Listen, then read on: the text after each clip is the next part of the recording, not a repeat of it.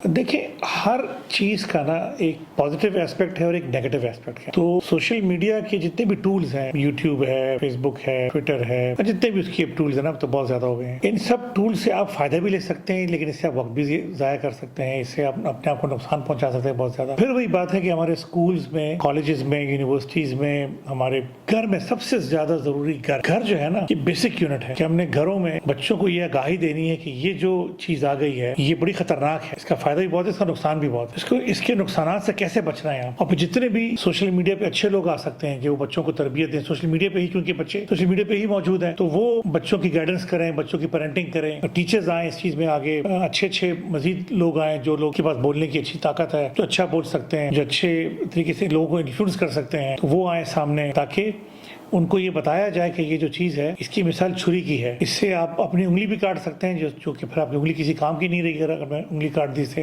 लेकिन इससे आप अपने लिए फ्रूट भी खा सकते हैं, जो कि आपके सेहत के लिए बहुत अच्छा है। तो उसके जो अच्छाई है उस पर उनको बताएं कि बच्चों ने, यूथ ने, इवन बड़े जो हैं तो इस वक्त उसके ऐसे एक मसले में आए हुए हैं कि उनके लिए बचना मुश्किल है। तो और अपने ऊपर बड़ा जबर करना पड़ता है उससे बचने के लिए, जिसमें बड़ी अट्रैक्शन है। तो उन्होंने बड़ा इस पर, उनके AI ने और उनके सिस्टम्स ने और उनके लोगों ने इस पर बड़ा काम किया होता है। तो बस इससे फ़ायदा उठाना चाहिए, इसके नुकसान से बचना चाहिए।